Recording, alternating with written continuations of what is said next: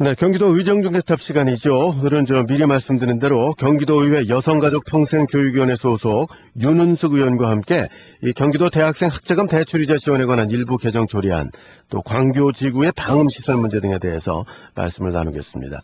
윤은숙 의원은 성남시 제4선거구가 지역구입니다. 의원님 안녕하십니까? 네, 안녕하세요. 네, 반갑습니다. 그 의원께서 대표 발의하신 경기도 대학생 학자금 대출이자 지원에 관한 일부 개정 조례안, 지난달 30일에 의회 본회의를 통과를 했죠. 네네. 네, 골자가 어떤 건가요? 사실 이제 그동안 일부 사회 지도층이나 이제 불충 자제들이 해외 유학을 가거나 이제 병역 기표를 해서 네. 지탄을 많이 받고 있지 않았습니까? 예. 그래서 반면에 이제 경제적으로 어려워 학자금 대출을 받은 대학생들이 신성한 이제 국방의 의무를 지고 있는 현실에서도 학자금 대출 이자를 갚아야 한다는 것이 국민적 정서와 맞지 않는다고 생각을 합니다. 네. 그래서 이제 현역 군복무 중인 대학생의 그 군복무 기간 중에 학자금 이자 지원을 해줘야 된다 이런 내용이 되는 거죠. 네네. 네. 자, 그러면 군복무 기간 중에 그 학자금 이자를 유예한다는 내용 어떤 걸 말씀을 하시는 건가요? 네, 이자를 유예하는 제도가 있죠. 네. 그래서 군 복무 중에 이자는 이제 장학재단이 금융기관에 이제 대신 내줍니다. 아, 장학재단에서. 예. 네, 하지만 이제 제대를 하고 난 후에는 이를 이제 3년 안에 아니면 또 분할 또는 유시불로 갚아야 합니다. 그래서 따라서 대다수 복학을 한 학생들은 이제 네. 이중 납부의 어려움을 겪게 되는 것이고 중요한 것은 젊은 대학생들이 인생에 있어서 가장 소중한 시기에 시성한 국방의 의무를 하면서도 학자금 이자를 걱정하고 있는 처지입니다. 그러니까 다시 정리를 좀 하면 현재에도 그 군복무 중에 이자는 한국장학재단이 금융기관에 대신 내주고 있다는 말씀이신가요? 네네. 예. 근데 요거를 3년 안에 다 갚아야 되기 때문에 네. 그 원래 자기의 이자에다가 유예받았던 거를 더 내야 되니까 이중고를 겪을 수밖에 없다 이런 말씀이신 거죠? 네, 그렇습니다. 네. 자, 그럼 이번에 그 조례 개정안이 통과를 했는데 네. 그럼 이렇게 개정된 내용에는 이자를 지원하는 내용이 포함이 돼 있겠군요. 네, 그렇습니다. 예. 그래서 이번에 학자금 대출을 받은 대학생들이 예. 현역 군 복무 중인 기간에 발생하는 대출 이자를 경기도가 지원하도록 조례 제6조의 2항을 이제 신설을 했습니다. 예. 네, 그래서 그 내용은 이제 학자금 대출을 받고 현 군 복무 중인 경기도 대학생은 소득 분야와 관계없이 이자를 특별 지원한다라는 강행 규정을 이제 두게 된 것입니다. 그러니까 저 소득 분야 상관없이 이자를 지원받게 네. 된다는 얘기죠? 좀 더 설명해 예. 주시죠. 예. 예. 그래서 현행 법률의 이제 조례에는 국민기초생활수급자를 포함해서 예. 이제 소득분위 이제 7분위 이하의 이제 가구의 대학생에게만 이자를 지원하고 있었는데 이제는 그런 관련 조항을 신설을 해서 학자금 대출 받은 모든 군 복무 중인 대학생들에게 이자 지원을 이제 하게 된 셈이죠. 그렇군요. 이거 시행은 언제부터 되는 건가요? 이제 내년부터 하게 됩니다. 내년 내년부터. 본회산에 예. 이제 아마 좀 편성이 편성돼야죠. 예. 되겠습니다. 네. 자, 그럼 다시 한번 정리를 해드리면, 요 이제 경기도가 특별 지원하게 되는 요 이자는 나중에 군복무를 마치고 그 해당 대학생이 돈을 갚을 필요가 없다는 얘기가 되는 거죠. 이자를 갚을 필요는. 네, 그렇습니다. 네, 그러니까 100% 이제 지원을 받게 된다는 얘기가 되는 건데, 그동안은 이제 저 소득분위와 관계가 있었는데, 소득분야 네. 상관없이 모든 그 대학생들 혜택을 받을 수 있다는 얘기가 되는 거고요. 네네. 자, 그럼 이 제도로 인해서 혜택을 받게 되는 대학생들 숫자 어느 정도로 지금 생각하고 계신가요? 제가 이제 병무청에 요청해서 받은 자료에 의하면 네. 2010년 기준으로 이제 대학교나 대학원에 재학하다 군 입영을 한 학생은 한 2만 3천 명입니다. 네. 그래서 현재 학자금 대출 받은 경기도 대학생의 총수가 9만 3천 명 정도인데 이 중 현역을 입영하는 이제 그 대학생이 28% 정도 이제 네. 이렇게 혜택을 받게 되고요. 요 앞에 말씀해 네. 주신 9만 3천 명이라는 건 요 남녀를 다 포함해서 그렇다는 거죠. 네, 일단 입용된 학생들, 네, 남녀를 포함해서 이자를 받은 수입니다. 9만 3천 28.6% 명이라는 정도. 거 그렇죠. 네, 거기에 28%만 왜냐하면 이제 청취자들이 현역 입영하는 대학생들이 왜 이렇게 적은가 생각하실 수가 있기 때문에 이 말씀을 좀 설명을 드린 겁니다.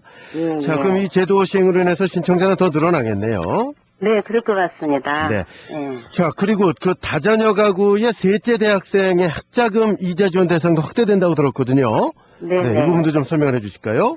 현행 이제 경기도 대학생 학자금 이자 지원 조례에는 이제 출산 장려를 위해서 3명 이상의 자녀가 있는 가정의 셋째 대학생에게 학자금 이자를 지원하도록 되어 있습니다만 이 제도가 사실 실효성이 없습니다. 아, 그래요? 네. 왜 그랬어요? 예를 들어서 이제 막 태어난 아이가 셋째 아이가 이제 대학을 가서 혜택을 받으려면 19년이라는 기간을 그렇죠. 기다려야 하는데 대학 갈 때까지 기다려야죠. 네네. 출산의 효과를 이제 기대할 수가 없는 거죠. 그래서 실제로 우리 경기도의 2011년도 예산에는 관련 예산이 편성되지 않았습니다. 그래서 이제 셋째 아이가 태어나면 둘째 형이 대학을 갈 때 혜택을 보는 방향으로 제도를 개선한 것입니다. 그렇군요.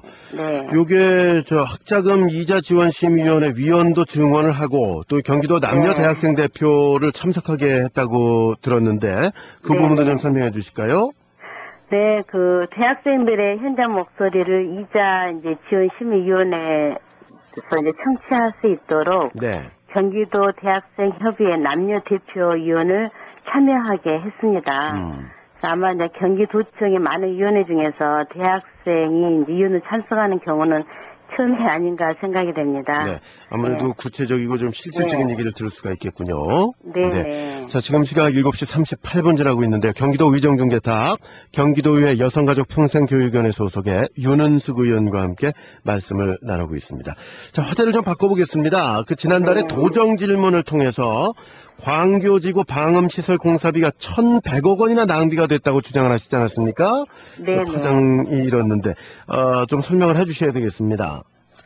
네, 그 광교지구를 개발하기 위해서는 환경영향평가를 이제 환경청으로부터 승인을 받아야 합니다. 환경영향평가를 받기 위해서는 이제 법률 적용의 이제 그 기준이 그 택지 개발 면적이 30만 평방미터 이상이냐 이하였냐에 따라서 달라집니다. 그래서 광교지구의 택지 개발 면적은 이제 약 1,100만 평방미터이지 않습니까? 그래서 30만 평방미터 이상은 환경영 평가법에 의해서 소음 기준을 적용해서 실외 소음을 측정해야 하고요. 30평방미터 이하는 주택 건설 기준 등에 관한 규칙에 의해서 실내 소음을 적용해야 합니다. 근데 광교지구는 말씀하신 대로 1,100만 제곱미터나 되니까 당연히 그 실외 소음까지 측정을 해야 되는 거죠? 네, 그렇습니다. 근데요?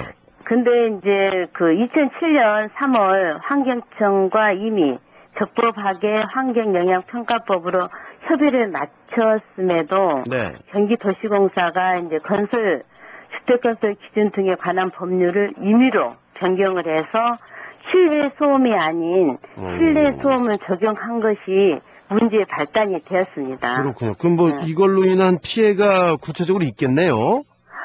그래서 이제 많은 변화들이 생겼는데 이제 도로공사와 이제 광역 도로 옆에 이제 아파트에 이제 그러니까 방음벽이나 뭐 이런 것도 설치를 했어야 되는 거죠? 방음창이나. 그래서 이제 구도 제한이 해제가 됐고, 7층의 아파트가 이제 25층에서 34층으로 변경이 되어서 분양이 완료되었습니다. 그러니까 다시 정리를 좀 해드리면 실외 소음을 측정을 했다면 이런 뭐 방음창이라든가 방음벽은 시행사가 했어야 되는 문제인데 그런 그 과정 거치질 못했다는 얘기가 되는 거죠? 네, 어쨌든 이제 원래 층수대로 저층을 했으면 여러 가지 이제 방음에 대한 여러 가지가 틀려졌을 텐데 이제 9층으로 올라가면서 방음에 대한 모든 부분이 이제 방음창을 문제가 한다거나, 생겼다는 뭐, 얘기죠. 방음벽의 높이가 높아진다거나, 뭐, 여러 가지가 변경이 된 것이죠. 그러니까 이제 네. 고도 제한이 해제가 된 네. 문제, 또 7층짜리 아파트가 뭐 25층 이상의 그런 네, 고층 네. 아파트로 변경이 됐다는 게 문제가 됐다는 말씀인데, 그러면은 네. 그 아파트 시공사에게 경기도가 특혜를 준 거 아니냐, 이런 논란이 있을 수 있겠네요. 네, 그렇습니다. 그러니까 예. 전체 용적률에 대한 특혜는 추가로 조사를 해야 됩니다. 예. 하지만 시공사의 이제 시공 편의를 제공에 대해서는 특혜를 준 것이죠. 예를 들어서 저층에 10개 동을 건축해야 하는데 네. 5개 동의 고층을 짓게 되니까 건설사 입장에서는 건축비를 크게 줄이게 된 셈이죠. 그렇군요. 그러니까 네. 그 아파트 시공사야 물론 저층을 이제 고층으로 지었으니까 그만큼 더 이익을 많이 받게 됐을 것이고, 네. 그럼 고속도로 주변에 입주하게 되는 그 고층의 입주 예정자들은 당연히 소음 민원을 제기할 수밖에 없는 그런 상황이로군요. 네, 그렇습니다. 그러니까 당초에 환경청과 협의한 대로 네. 고속도로와 이제 광역도로 옆에 이제 아파트를 7층으로 하고 예. 12m의 높이로 방음벽을 설치하면 이제 857억 원이라는 돈으로 충분했는데 이제 저층을 고층으로 분양한 뒤에 주민들의 민원이 발생돼서 영동고속 주변에 이제 2km의 이제 방음 터널을 2천억 원을 들여서 이제 공사 지금 중이고요. 예. 결과적으로 1,100억 원이라는 사업비를 아하. 낭비하게 된 셈입니다. 그러면 방음 터널이라는 이런 것들을 만들어야 되는 책임이 경기도에 있는 건가요? 네, 이제 그렇죠. 왜냐면 그래서 네, 이제 예산을 네, 좀 낭비를 네. 했다 이런 얘기가 되는 건데. 네, 그렇습니다. 예, 결론적으로 그렇습니다. 그러게요. 그럼 예. 이 문제는 누군가가 책임을 져야 될 것 같은데요. 물론입니다. 그 2011년 2월 감사원은 경기도시공사 직원과 이제 책임자에 대해서 정직 처분을 이제 징계 요구를 했었는데 예. 도시공사는 견책이라는 손방망이 처벌을 해서 비난을 현재 받고 있습니다. 예. 그래서 저는 이제 도시공사 사장을 비롯한 책임자와 실무자에게 구상권을 청구해야 한다고 강력히 주장을 하고 있습니다. 그럼 1, 2억 원도 아니고 1,100억 원이라는 사업비가 낭비가 된 거기 때문에 이건 누군가 책임을 꼭 져야 된다 이런 말씀이시죠?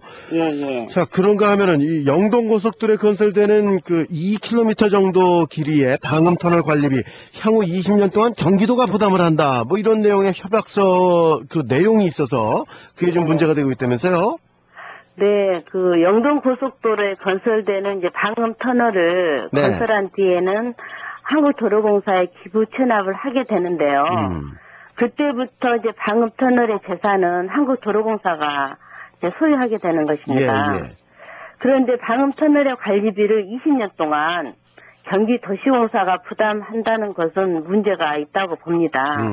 또한 언제든지 한국도로공사가 이제 영동 고속도로 확장을 위해 이제 필요에 의해서 철거를 할 경우도 네. 그 철거비도 이제 우리 경기도가 부담하도록 그래요? 불공정 협약을 지난 2월에 체결한 것이 현재 문제입니다. 네. 그래서 이런 점은 사실 협약서를 다시 재조정해야 한다고 이제 봅니다. 이건 누가 봐도 문제가 있는 것 같은데요. 네네. 예. 그러면 20년 동안 그 사후 관리비를 경기도에서 부담을 하게 된다는 얘기인데, 네. 이게 결국은 도민들의 세금으로 충당이 되지 않겠습니까? 어떻게 보세요? 네, 그렇죠. 그러니까 이제 광교지구는 이제 준공이 되면 예. 광교지구 특별회계는 이제 청산이 되겠죠. 그래서 따라서 이제 청산 이후의 사후 관리비는 결국 도시공사가 부담을 하게 되는데 예. 결국 이제 결론은 우리 도민이 부담하게 된다는 셈입니다. 그렇군요. 자, 네. 그럼 이제 광교지구 소음 대책에 대해서 정리의 말씀 좀 해주셔야 되겠습니다. 네, 경기도의 잘못된 이제 소음 대책으로 고층 아파트에 입주한 주민들이 사실 고통을 당하게 되었습니다. 네. 따라서 소음 피해가 이제 추가로 발생되지 않도록 우리 경기도와 도시공사가 주민들의 편의에서 협의를 해주시기를 이제 당부를 드리고요. 네. 대규모 이제 도시 개발을 하는 경기도시공사가 설계 변경 등을 할 때는 주민의 공청회를 실시해서 그래야죠. 민원과 법률적인 착오를 최소화해야 한다고 생각합니다. 네. 또 이런 네. 일이 반복되지 않도록 그 도의회에서 지속적인 네, 네. 그 관리와 감독이 필요하리라고 생각이 됩니다. 네네. 예, 사실 오늘 경기도 출산장려 문제도 좀 제가 여쭤봐야 되는데 시간이 좀 많이 갔거든요. 아, 네. 네, 그 의원님 뭐 네. 출산장려에 관한 논문으로 박사학위까지 받으신 걸로 알고 있는데 네. 이 저출산 대책에 대해서 의원님 네. 어떤 견해를 갖고 계신지 제일 끝부분에 말씀만 좀 해주시면 좋겠습니다. 아, 그래요? 네. 예. 현재 지금 우리 출산에 대해서 여러 가지가 있는데, 네네. 출산을 기피하는 원인은 이제 결혼에 따른 재정적 부담과 이제 과도한 양육비라는 응답이 여성은 20.7%, 남성은 30.8%에 이릅니다. 그렇죠. 특히 이제 25세에서 34세 경기도 남성 49%가 내 집 마련과 결혼 비용의 경제적 어려움을 호소하고 있다는 통계가 있는데, 네.